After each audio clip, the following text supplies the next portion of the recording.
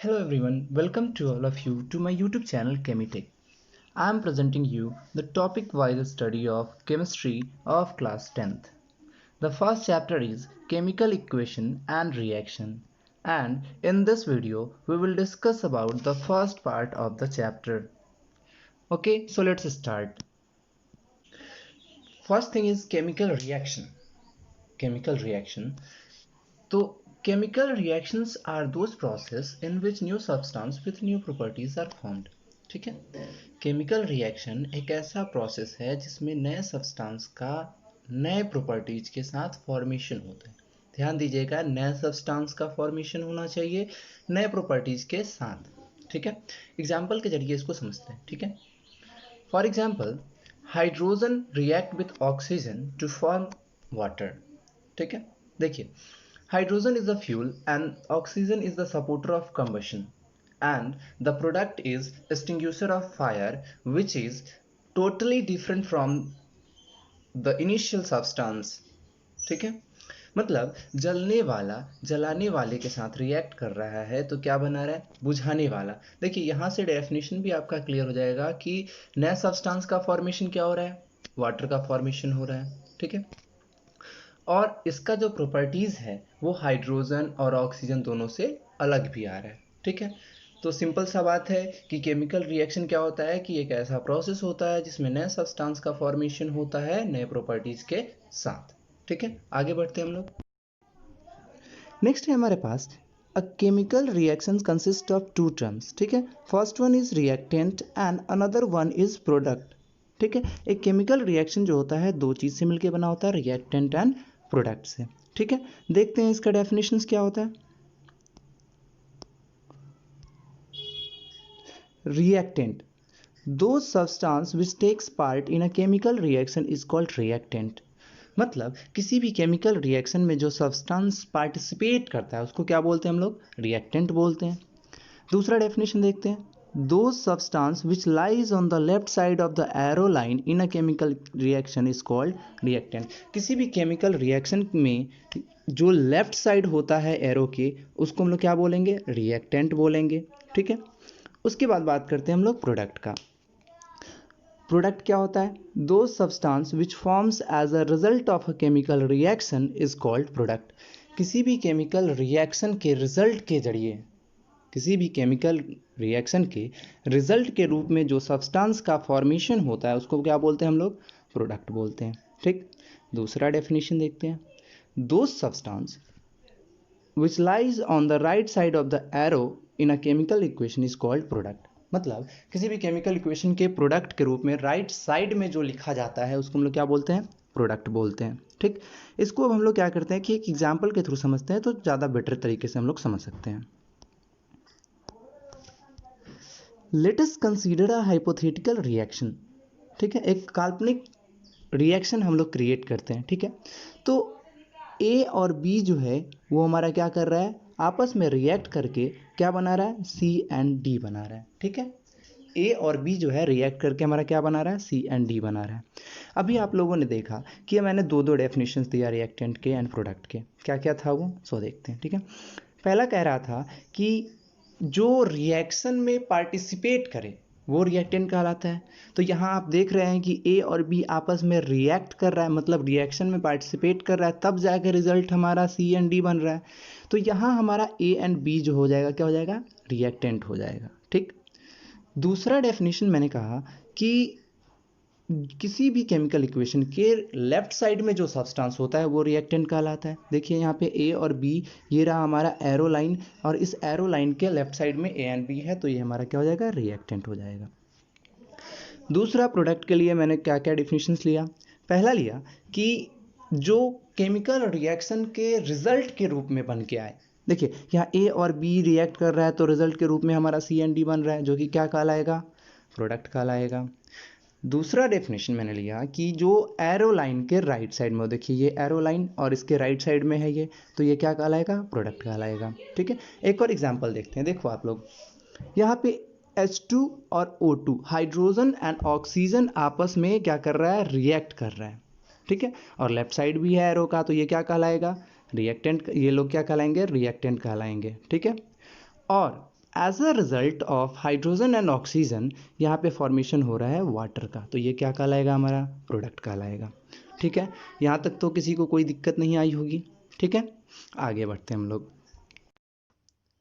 Next topic है हमारा characteristics of chemical reaction. ठीक है, there are 5 chemical characteristics of a chemical reaction are as follows. ठीक है, 5 केमिकल कैरेक्टरिस्टिक्स दिए गए हुए हैं जिससे हम ये पता कर सकते हैं कि कहीं पे भी रिएक्शन हो रहा है या नहीं। ठीक है, इन चीज़ों को देख के ही हम बता सकते हैं कि वहाँ पे केमिकल रिएक्शन हो रहा है या नहीं। ठीक है, देखते हैं एक एक करके।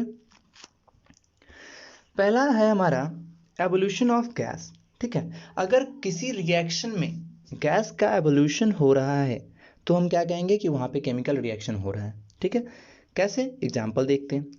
अगर जिंक का रिएक्शन डाइल्यूट हाइड्रोक्लोरिक एसिड के साथ कराया जाता है तो जिंक क्लोराइड बनाता है और साथ ही साथ क्या होता है, हाइड्रोजन गैस का लिबरेशन होता है। ठीक है, ये जो अपवर्ड एरो का साइन है वो हमारा ये बता रहा है कि यहाँ पे हाइड्रोजन गैस का एवोल्यूशन हो रहा है। ठीक है, नेक्स्ट एग्जांपल देखते हैं। नेक्स्ट एग्जांपल है हमारे पास सोडियम का रिएक्शन जब हम डाइल्यूट सल्फ्यूरिक एसिड के साथ कराते हैं तो सोडियम सल्फेट बनाता है और साथ ही साथ क्या करता है, हाइड्रोजन गैस लिबरेट करता है। और ये अपवर्ड एरो का साइन जो है वो हमको ये बताता है कि यहाँ पे हमारा गैस का एवोल्यूशन होता है। ठीक है, हमारे बहुत सारे ऐसे रिएक्शंस हैं जिसमें बहुत सारे गैसों का एवोल्यूशन होता है, सिर्फ हाइड्रोजन का ही नहीं, कार्बन डाइऑक्साइड गैस का भी एवोल्यूशन हो सकता है, अमोनिया का भी हो सकता है, क्लोरीन का भी हो सकता है, बहुत सारे गैसेज हैं और उन सभी का एवोल्यूशन हो सकता है। तो केमिकल रिएक्शन हो रहा है या नहीं, ये हम लोग सिर्फ एवोल्यूशन ऑफ गैस से भी देख के बता सकते हैं कि हाँ यहाँ पे केमिकल रिएक्शन पॉसिबल है या हो रहा है। नेक्स्ट देखते हैं हम लोग फॉर्मेशन ऑफ प्रेसिपिटेट। ठीक है, प्रेसिपिटेट को हम लोग सिंपली क्या करते हैं, पीपीटी करके भी लिखते हैं। ठीक है, तो एग्जांपल्स देखते हैं। ठीक है, पोटेशियम आयोडाइड का रिएक्शन जब हम लीड नाइट्रेट के साथ कराते हैं, ठीक है, तो क्या बनाता है, पोटेशियम नाइट्रेट बनाता है और साथ ही साथ क्या बनाता है, लीड आयोडाइड बनाता है। ठीक है, लीड आयोडाइड बनाता है। ये जो डाउनवर्ड एरो का साइन है वो डाउनवर्ड एरो का साइन हमको ये बताता है कि यहाँ पे प्रेसिपिटेट के रूप में लीड आयोडाइड जो होता है वो बैठ जाता है। अब आप लोगों के मन में सवाल आ रहा होगा कि प्रेसिपिटेट क्या होता है। ठीक है, तो प्रेसिपिटेट एक सॉलिड रेसिड्यू होता है जो किसी भी केमिकल रिएक्शन के दौरान बनता है। ठीक है, और हमारे कंटेनर के बॉटम में जाके वो बैठ जाता है।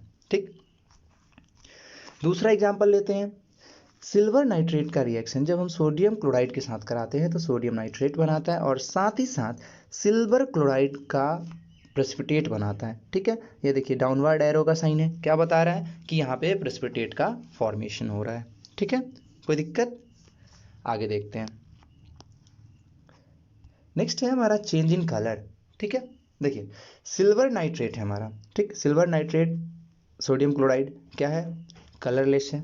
ठीक है, ये जब कलरलेस आपस में रिएक्ट कर रहा है तो क्या बना रहा है, सोडियम नाइट्रेट बना रहा है और साथ ही साथ क्या बना रहा है, सिल्वर क्लोराइड बना रहा है जो कि वाइट पीपीटी है। देखिए पहले रिएक्टेंट में क्या था, ये कलरलेस था, लेकिन अभी क्या हो गया, अभी ये हो गया वाइट पीपीटी, मतलब चेंज इन कलर। तो चेंज इन कलर भी अगर होता है तो हम लोग कह सकते हैं कि यहाँ पे केमिकल रिएक्शन पॉसिबल है या फिर केमिकल रिएक्शन हो रहा है। ठीक है, नेक्स्ट एग्जाम्पल देखते हैं। नेक्स्ट एग्जाम्पल है हमारा पोटेशियम आयोडाइड का रिएक्शन जब लीड नाइट्रेट के साथ कराते हैं तो पोटेशियम नाइट्रेट बनाता है और साथ ही साथ क्या करता है, लीड आयोडाइड बनाता है। ठीक है, जो कि येलो कलर का पीपीटी होता है। ठीक है, देखिए पहले क्या था, ये कलरलेस था, अब क्या है, ये येलो पीपीटी। तो यहाँ चेंज इन कलर ये बता रहा है कि हमारा यहाँ पे केमिकल रिएक्शन पॉसिबल है। ठीक है, नेक्स्ट देखते हैं हम लोग। अगला है हमारा चेंज इन टेम्परेचर। ठीक है, चेंज इन टेम्परेचर दो तरीके से होता है, एक होता है हमारा इंडोथर्मिक रिएक्शन, दूसरा होता है एक्सोथर्मिक रिएक्शन। ठीक है, एक एक करके देखते हैं। इंडोथर्मिक रिएक्शन क्या होता है, the chemical reaction in which heat is absorb during the chemical reaction. ध्यान दीजिएगा, क्या है, heat is absorb during the chemical reaction, मतलब किसी भी केमिकल रिएक्शन होने के दौरान अगर हीट एब्जॉर्ब होता है तो उसको क्या कहते हैं हम लोग, इंडोथर्मिक रिएक्शन। ठीक है, एग्जांपल्स देखते हैं। देखिए रिएक्टेंट है, इसमें हीट प्रोवाइड किया जा रहा है तब जाके प्रोडक्ट बन रहा है, इसका मतलब है कि यहाँ पे ये हमारा जो रिएक्शन है वो इंडोथर्मिक रिएक्शन है। ठीक है, एग्जांपल है अमोनियम क्लोराइड का रिएक्शन जब बेरियम हाइड्रोक्साइड के साथ कराया जाता है तो यहाँ पे क्या बनाता है, बेरियम क्लोराइड बनाता है, अमोनिया बनाता है और वाटर बनाता है। ठीक है, ये जो रिएक्शन आप देख रहे हैं ये विदाउट हीट, मतलब बिना हीट सप्लाई किए हुए पॉसिबल ही नहीं है। ठीक है, और यहाँ पे हीट को दिखाने के लिए हम लोग क्या करते हैं, ये जो छोटा सा ट्राइंगल का साइन देख रहे हैं आप एरो के नीचे, तो हीट का साइन होता है ये। ठीक है, जिससे हम लोग दिखाते हैं कि हम लोग सिस्टम में हीट प्रोवाइड कर रहे हैं। ठीक है, नेक्स्ट है हमारा एक्सोथर्मिक रिएक्शन। इसमें क्या कहता है, इसको देखिए, the chemical reaction in which heat is evolve during the reaction is called exothermic reaction. ठीक है, वैसा केमिकल रिएक्शन, ध्यान दीजिएगा, heat is evolve during the chemical reaction. ठीक है, किसी भी केमिकल रिएक्शन होने के दौरान अगर हीट का एवोल्यूशन होता है, हीट वहाँ से निकलता है, ठीक है, तो हमारा क्या कहलाता है, एक्सोथर्मिक रिएक्शन। ठीक है, देखिए यहाँ पे रिएक्टेंट है, प्रोडक्ट बना, प्रोडक्ट बनने के साथ ही साथ क्या होता है, हीट का फॉर्मेशन हो रहा है, तो ये हमारा क्या कहलाएगा, एक्सोथर्मिक रिएक्शन। एग्जाम्पल देखते हैं, देखिए कैल्शियम ऑक्साइड का रिएक्शन जब वाटर के साथ कराते हैं तो कैल्शियम हाइड्रोक्साइड बनाता है और साथ ही साथ क्या बनाता है, हीट बनाता है। ये एग्जाम्पल आप अपने डेली लाइफ में भी देखे होंगे। जब हमारे घर में दीपावली के टाइम में अगर चूना वगैरह आता है तो हम लोग क्या करते हैं, जैसे ही उसको वाटर में डालते हैं, पानी में डालते हैं, तो उसमें से क्या होता है कि हीट निकलना स्टार्ट होता है, साथ ही साथ वहाँ पे एवोल्यूशन भी होता है। ठीक है, हीट का एवोल्यूशन होता है। ठीक है, नेक्स्ट देखते हैं हम लोग, नेक्स्ट है हमारा चेंज इन स्टेट। ठीक है, तो केमिकल रिएक्शन हो रहा है या नहीं हो रहा है, ये बस हम उसके स्टेट में चेंजिंग को भी देख के बता सकते हैं कि यहाँ पे चेंजिंग हो रहा है या नहीं।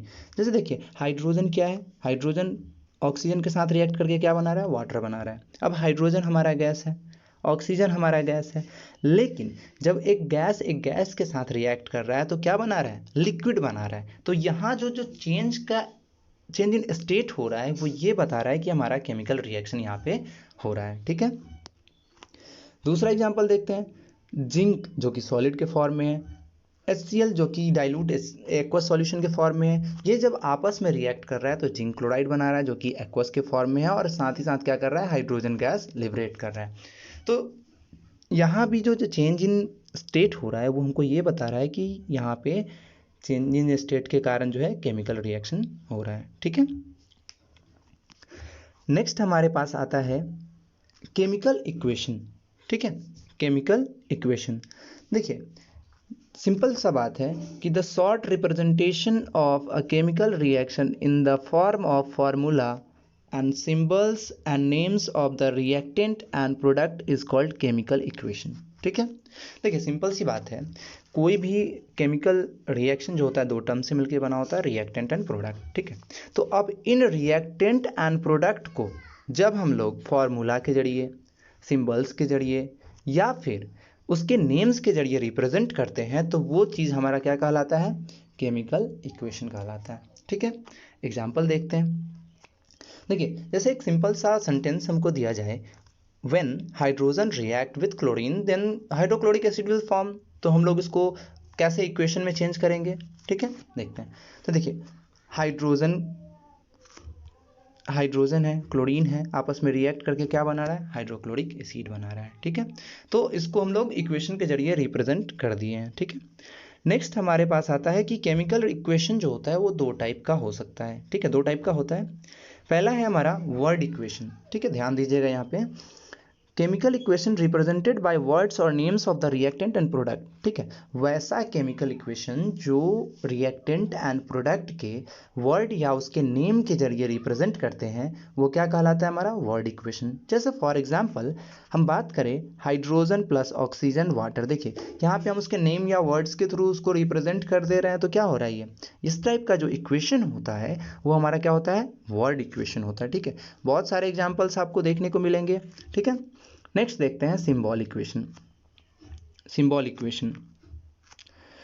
इक्वेशन क्या होता है कि chemical equation represented by the symbols of the reactant और product is called symbol equation. ठीक है, सिंपली हम लोग सिंबल्स के जरिए अगर रिप्रेजेंट कर देते हैं तो वो रिप्रेजेंटेशन हमारा क्या कहलाता है, सिंबल इक्वेशन। देखिए अभी ये वाला जो एग्जांपल मैंने लिया तो इसको मैंने क्या किया कि उसके वर्ड्स या फिर उसके नेम्स के थ्रू लिखा तो वो क्या कहलाया, वर्ड इक्वेशन। अब उसी चीज़ को जब हम उसके फॉर्मूला के जरिए रिप्रेजेंट कर रहे हैं, ठीक है, फॉर्मूला के जरिए रिप्रेजेंट कर रहे हैं या फिर इसको सिंबल्स के जरिए रिप्रेजेंट कर रहे हैं तो वो क्या कहलाएगा, सिंबल इक्वेशन। जैसे यहाँ पे हाइड्रोजन है, हाइड्रोजन का फॉर्मूला मैंने यहाँ लिख दिया, ऑक्सीजन है, ऑक्सीजन का फॉर्मूला यहाँ पे मैंने लिख दिया।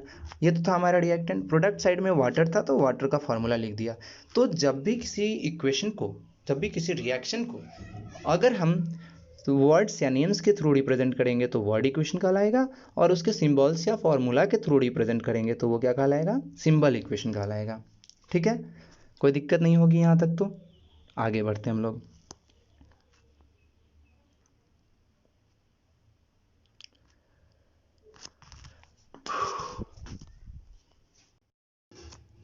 नेक्स्ट पार्ट है हमारा limitations and improvement of chemical equation. ठीक है, नेक्स्ट पार्ट है हमारा ये, जो कि बहुत ही ज़्यादा मतलब इम्पॉर्टेंट सेक्शन भी है, क्योंकि हर साल लगभग एग्जाम्स में रहता है कि how to make equations more informative हम कैसे बना सकते हैं। तो उसी चीज़ को मैं यहाँ पे लिमिटेशन एंड इम्प्रूवमेंट के रूप में लेके आया हूँ। ठीक है, पहले क्या था कि बहुत सारे पहले जो इक्वेशंस लिखा जाता था उसमें बहुत सारे प्रॉब्लम्स आने लगे, जिसकी वजह से क्या किया गया, उन प्रॉब्लम्स को इम्प्रूव किया गया। ठीक है, देखते हैं कि करके।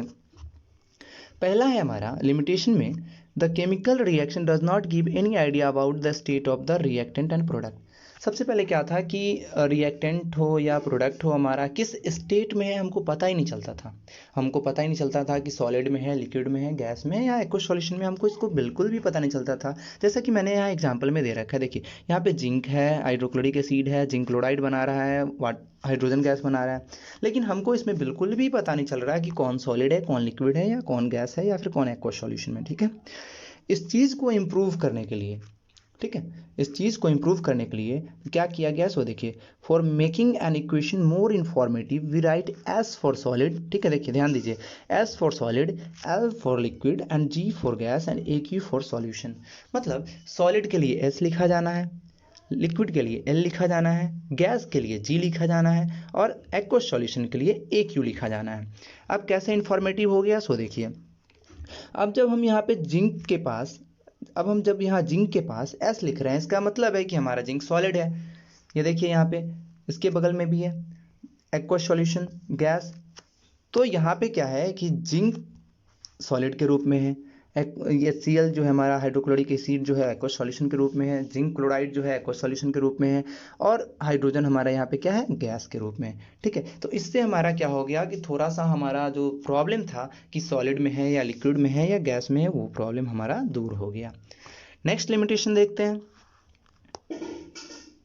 अगला लिमिटेशन हमारे पास निकल के आया कि अ chemical equation does not give any idea about the evolution of gas. हम लोग को पता ही नहीं चल पा रहा था कि हमारा कोई केमिकल रिएक्शन हो रहा है तो वहाँ पे गैस का एवोल्यूशन हो रहा है या नहीं हो रहा है, हो रहा है तो कौन सा गैस का एवोल्यूशन हो रहा है। ठीक है, तो इस चीज़ को देखिए, जैसे सोडियम है, सल्फ्यूरिक एसिड के साथ रिएक्ट कर रहा है तो क्या बना रहा है, सोडियम सल्फेट बना रहा है, और साथ साथ हाइड्रोजन बना रहा है। तो हमको इस इक्वेशन को देखने से बिल्कुल भी नहीं पता चल रहा है कि यहाँ पे गैस का एवोल्यूशन हो रहा है या नहीं हो रहा है। ठीक है, इसी चीज़ को इम्प्रूव करने के लिए, ठीक है, इम्प्रूव करने के लिए क्या किया गया, for making an equation more informative we give an upward arrow sign just after the gas.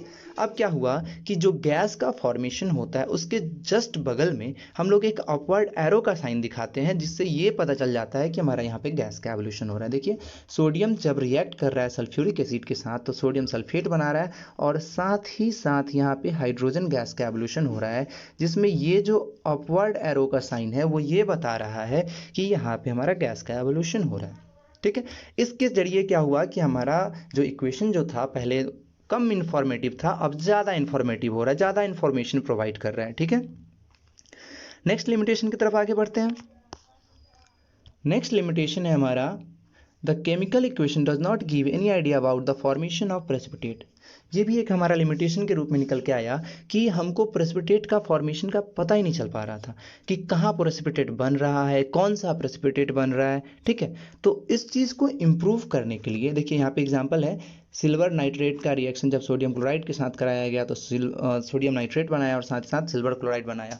तो इस इक्वेशन को आप देखोगे तो आप बिल्कुल भी नहीं कह सकते कि हाँ कौन यहाँ पर प्रेसिपिटेट के रूप में है और कौन प्रेसिपिटेट नहीं है। ठीक है, तो इस चीज़ को दूर करने के लिए, ठीक है, इम्प्रूवमेंट इसका क्या आया, for making an equation more informative we give a downward arrow sign just after the precipitate. Precipitate के जस्ट बगल में हम लोग क्या करते हैं, एक डाउनवर्ड एरो का साइन देते हैं, जिससे हमको इसका इम्प्रूवमेंट पता चलता है कि कहाँ पे कौन जो है प्रेसिपिटेट है। ठीक है, देखते हैं इसको। देखिए इसका ये एग्जाम्पल, ये दोनों देखिए, ये तब का पहला वाला जो है, जब हम इसमें कोई इंफॉर्मेटिव इसको नहीं बना रखे थे, कोई भी डाउनवर्ड एरो का साइन नहीं दे रहे थे, तो हमको बिल्कुल भी पता नहीं कि कौन इसमें हमारा प्रेसिपिटेट है कौन नहीं है। लेकिन सेकंड वाले में देखिए कि ये जो डाउनवर्ड एरो, इस सिल्वर क्लोराइड में जो डाउनवर्ड एरो का साइन है, जिससे हमको साफ पता चल रहा है कि यहाँ पे हमारा प्रेसिपिटेट का फॉर्मेशन हो रहा है। ये डाउनवर्ड एरो साइन साफ साफ बता रहा है कि कोई प्रेसिपिटेट के रूप में सॉलिड फॉर्म में हमारे बॉटम, किसी भी कंटेनर के बॉटम में जाके बैठ जा रहा है। ठीक है, नेक्स्ट लिमिटेशन देखते हैं हम लोग। अगला लिमिटेशन है हमारा क्या, A chemical equation does not give any idea about the special conditions required for a chemical reaction। देखिए कोई भी केमिकल रिएक्शन होता है, ठीक है, तो केमिकल रिएक्शन होने के लिए कुछ सर्टेन कंडीशंस चाहिए। ठीक है, चाहे वो टेम्परेचर हो, प्रेशर हो, कैटलिस्ट हो, ठीक है, तो वो चाहिए। तो स्टार्टिंग में जो इक्वेशंस लिखा जाने लगा उसमें ऐसा कोई इन्फॉर्मेशन नहीं था, जो कि हमारा लिमिटेशन के रूप में बन के आया। तो इस चीज़ को इम्प्रूव करने के लिए क्या किया गया, सो देखिए, for making a chemical equation more informative we write the such special conditions just above और below the arrow line of a chemical equation. देखिए जो केमिकल इक्वेशन है ना, रिएक्टेंट एंड एरो के बाद प्रोडक्ट जो बना रहा है, तो इसके एरो के ऊपर हम यहाँ पे या फिर यहाँ पे उस कंडीशंस को मेंशन कर सकते हैं। ठीक है, चाहे वो टेम्परेचर हो, प्रेशर हो, कैटलिस्ट हो, ठीक, उसको हम लोग मेंशन करके इसको हम लोग इम्प्रूव कर सकते हैं। नेक्स्ट लिमिटेशन जो है हमारा वो क्या है, सो देखिए, अ chemical equation does not give any idea about the heat is evolved और एब्जॉर्ब्ड। हम लोग को हीट के बारे में भी पता नहीं चल रहा था पहले कि हीट इवॉल्व हो रहा है या हीट एब्जॉर्ब हो रहा है। ठीक है, तो इसको इम्प्रूव कैसे किया गया, इसको इम्प्रूव कैसे किया गया, सो देखिए इसका इम्प्रूवमेंट आया कैसे। For absorption of heat we write plus heat to the reactant side. ठीक है, जहाँ हीट का एब्जॉर्प्शन हो रहा है, मतलब हीट जहाँ एब्जॉर्ब हो रहा है, उसको हम लोग क्या करेंगे, प्लस हीट करके दिखाएंगे। ठीक है, जो कि हमारा केस था एंडोथर्मिक का। ठीक, and for evolution of heat we write plus heat to the product side. जो हमारा एक्सोथर्मिक था रिएक्शन, उसके केस में क्या किया गया कि प्लस हीट लिखा गया, वो कहाँ लिखा गया, तो हमारे प्रोडक्ट साइड में। ठीक है, तो इस तरीके से करके क्या हुआ कि ये लिमिटेशन भी हमारा दूर किया गया। नेक्स्ट लिमिटेशन हमारे पास आता है और वो क्या है, सो देखिए नेक्स्ट लिमिटेशन है, chemical equation does not give any idea about the rate of reaction.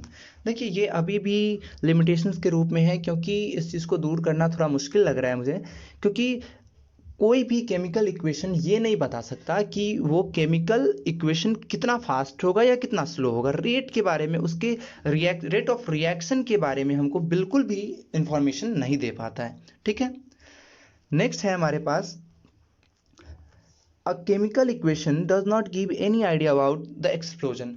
अब देखिए बहुत सारे केमिकल रिएक्शन ऐसे भी होते हैं जो एक्सप्लोजन के साथ होते हैं, धमाके के साथ होते हैं। ठीक है, अब धमाके के साथ होते हैं तो कोई भी केमिकल इक्वेशन जो है हमको ये अभी तक नहीं बता पाया है कि कौन सा रिएक्शन धमाके के साथ होगा और कौन सा इक्वेशन धमाके के साथ नहीं होगा। ठीक है, यहाँ तक क्लियर हो गया होगा। मैं उम्मीद करता हूँ कि आप लोगों को ये वीडियो पसंद आई होगी। अगर आप लोगों को इस वीडियो में कोई भी दिक्कत आई हो तो आप कमेंट सेक्शन में बता सकते हैं। Thanks for watching. Please like, share and subscribe this channel and give your love and support to me. Thank you.